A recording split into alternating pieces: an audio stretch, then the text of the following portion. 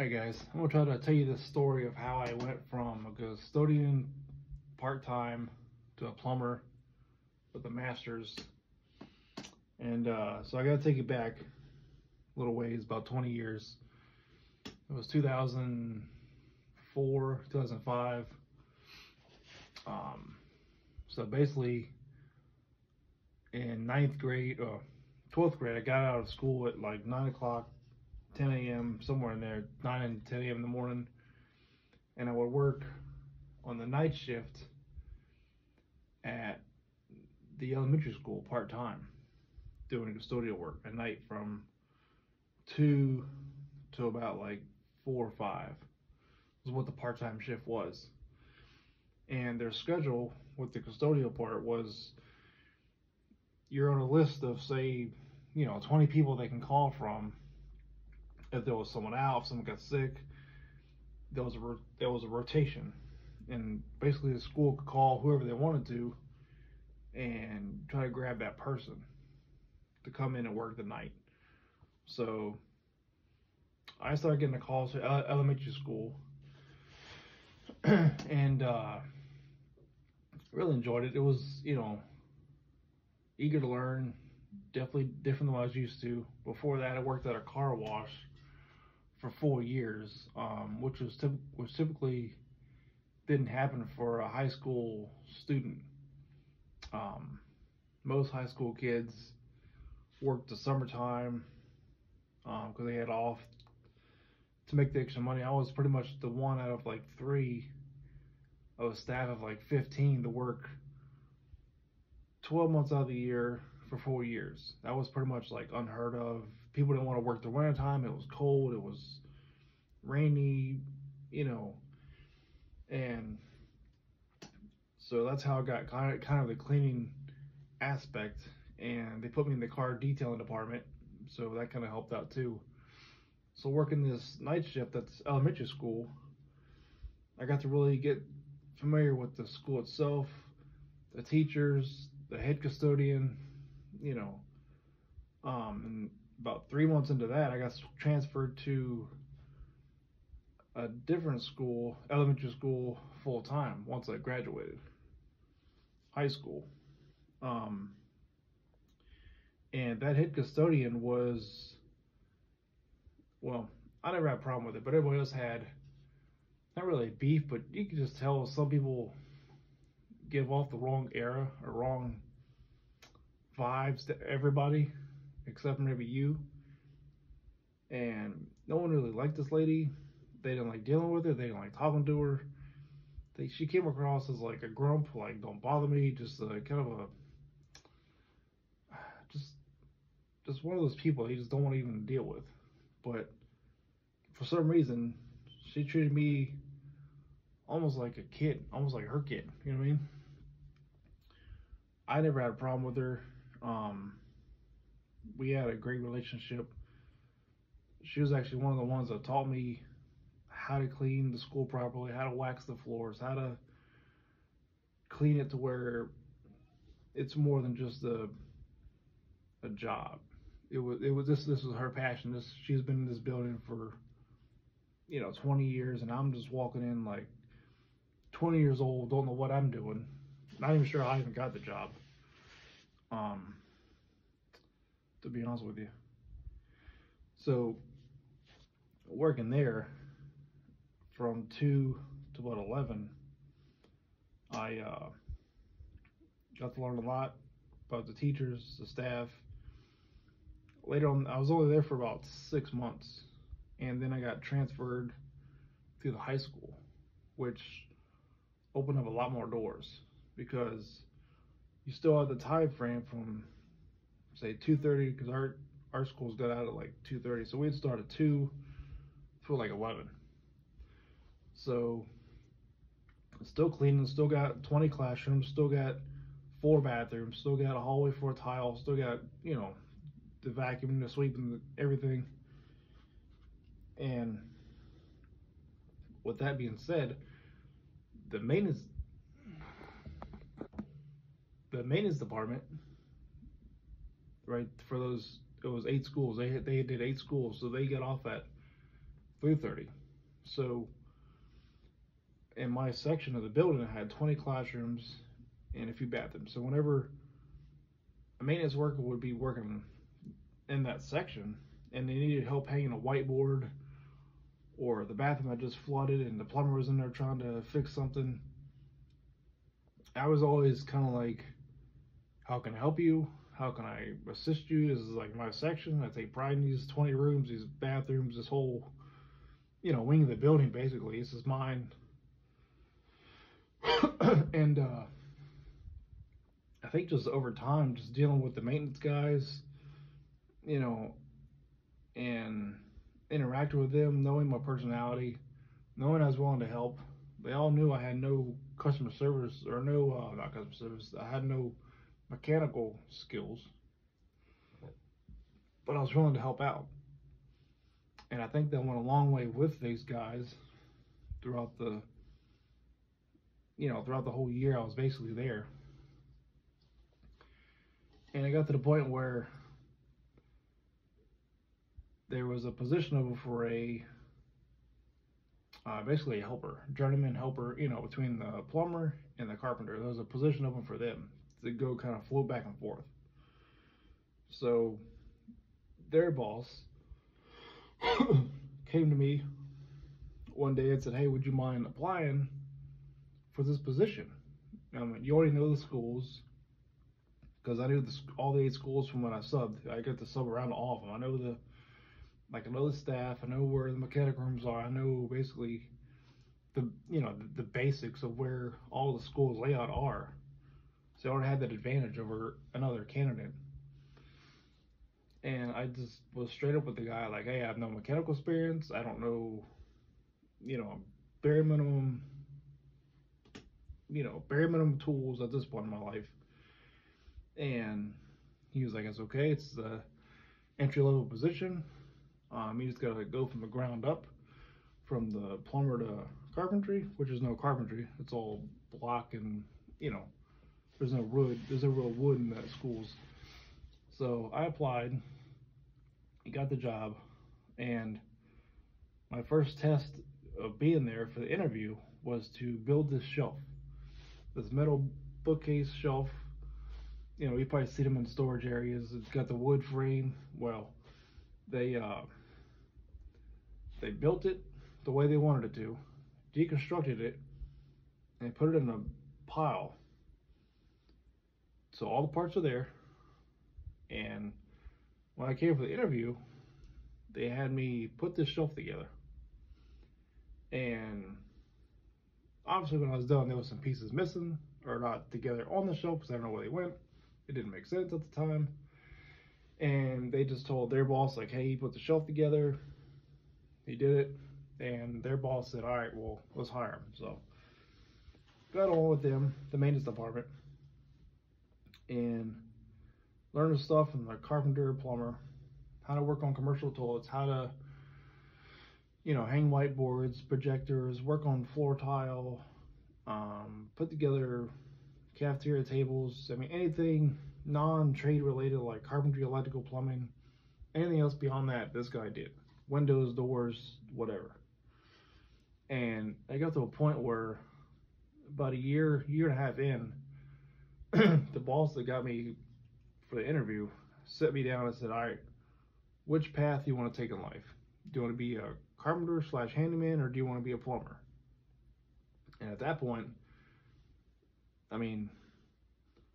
looking back, I chose the plumbing side, and he kind of convinced me because he was like, "Well,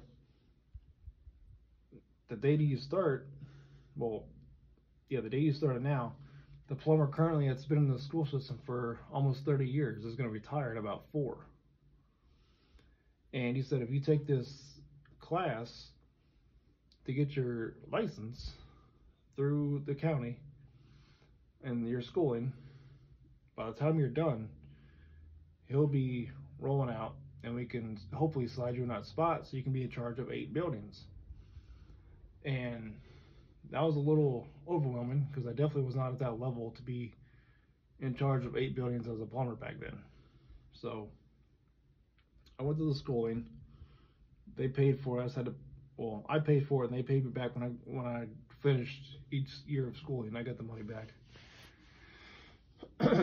And definitely a long journey for those 4 years, going to school at nights, 2 nights a week, dealing with all that, trying to understand it, trying to learn during the day. So eventually when he retired, I was able to take that spot and run those 8 buildings. And I think if I didn't, I would be on a different path. I don't know where I'd be. I don't know if I'd still be cleaning that building or not. You know what I mean? Or where else would I end up? And I found out later that the custodian that no one really liked, the bosses that I worked for, went and talked to her and said, "Hey, how do you like this guy? How is he?" And the fact that she pretty much said, "Hey, he's a good guy. He's loyal, never had any problems."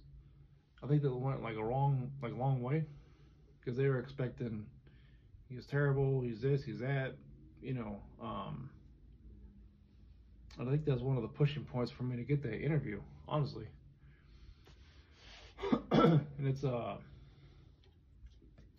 a long journey, going from sweeping floors, not really knowing any trade, to coming up in this trade, learning basically weekly, still learning,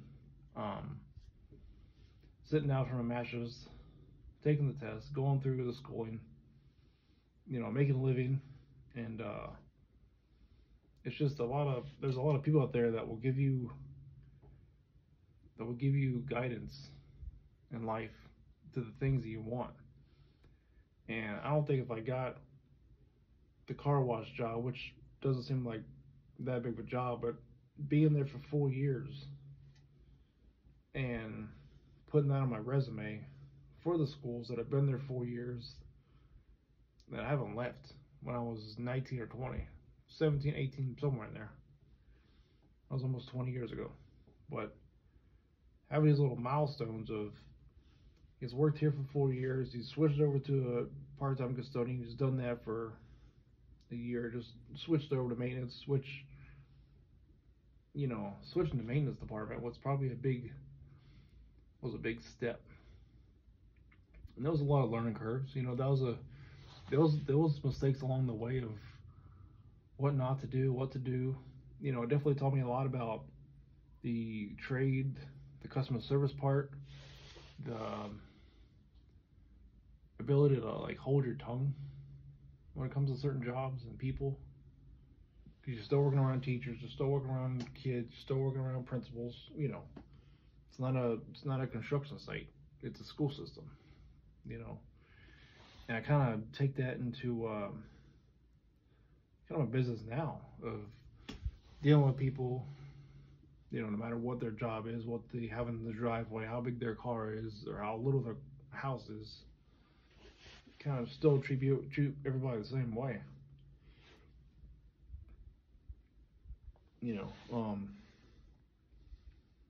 Just going through the schooling for that plumbing course was probably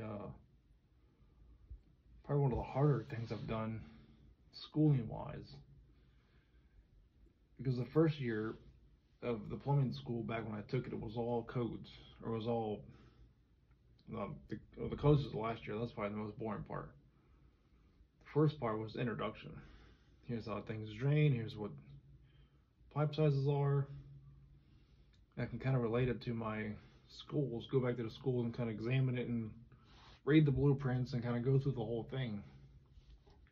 It was definitely a journey. But going back to that lady that was a head custodian, I'll never forget her, Elaine. She, I feel like she gave me a chance. She gave me a chance of, I see something in this guy or this kid or whatever she saw me as at that time, being 19 or 20, and she, at that age, she was probably in her mid-50s, I guess. Just, you can just tell one of those people you don't want to mess with, you don't want to bother. She was the kind of person, if you bring mud to her school or dirt, she was gonna hand you the broom to sweep it up. Like, hey, here you go, clean up your mess. There was no, oh, I'll take care of it. It was just like, and I could see the change in the different buildings where people were more relaxed in this building, and they made more of a mess. Where hers, it was, hey, don't make a mess on her floors because she's gonna come give you the broom to sweep it up, you know. And the principal was on her side with that. The principal was like, hey, if they make a mess, they need to clean it up. You know what I mean? And seeing that from the other schools, the way they reacted was, we're here to clean up your mess. Don't worry about it. You know, spill your milk if you want, or whatever it was. So that in itself was interesting. I did one summer as a custodian, and that was probably the hardest summer that I've worked. I can honestly tell you, well, not maybe not the hardest one I've ever worked, but it was definitely physical, because we had the high school. We did about 10 to 20 classrooms a week, and bring all the furniture out, put it in the hallway out of every room, strip the floor down to the bare wax, re-wax it about 3 times, put the furniture back in, and then wipe all the furniture down. Go through the next room, do the same thing. Once you got those 10 to 20 rooms done in the hallway, you would close the hallway off and strip and wax the floors on that hallway. Do that hallway. Then you would cross that off the list, and you would just go around the building. And the cafeteria was the very last thing you do about a week before the schools opened, because I was at the main entrance of the school. That's where everybody walked in for their orientation, the awards, or whatever the first week of school was, back to school night. And I just remember doing that cafeteria, moving all those cafeteria tables around, just scrubbing the floor and just doing that whole thing. It was just, I feel like the summertime was the hardest that they worked, where throughout the year it was more of a maintaining the cleanness, I guess, if I can even say that. But not that they didn't clean, because they still clean, but the summertime is when you physically take all the stuff out and make it fresh again.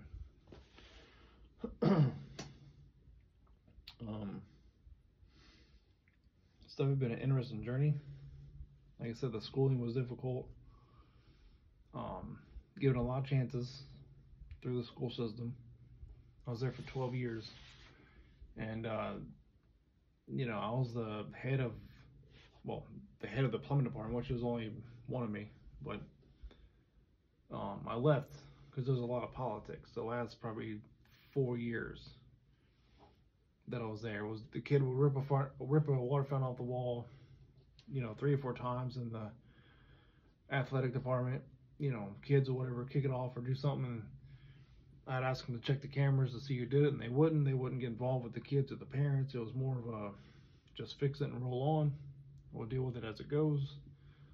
And after a while, that kind of wears on you, you know what I mean? Even though you have a good job, benefits, the pay was, it's a city job, so they're not paying you $1 million, but it just takes its toll on you after a while of, why isn't anybody going after these kids or the parents to fix the stuff when things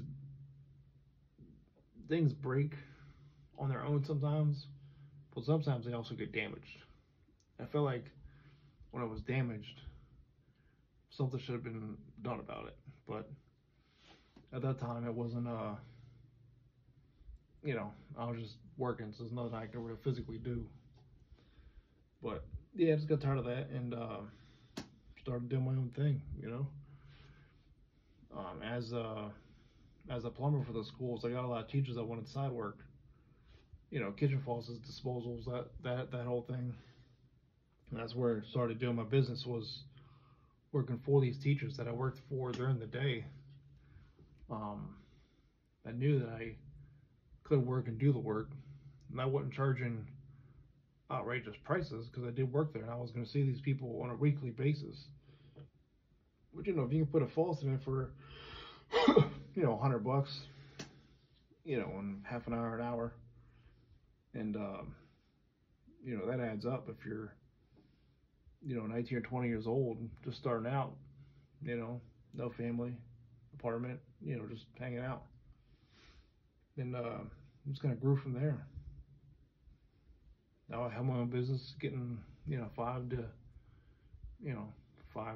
10, 15 calls a day, depending on the day. Some days are slower than others. Um, some days it's 15, other days it's 5, depending on 6, you know. But definitely, it's definitely an adventure. So just if you're working somewhere, stay after it. You know, don't give up no matter what kind of job you're doing. It'll pay off. And there's always a light at the end of the tunnel. So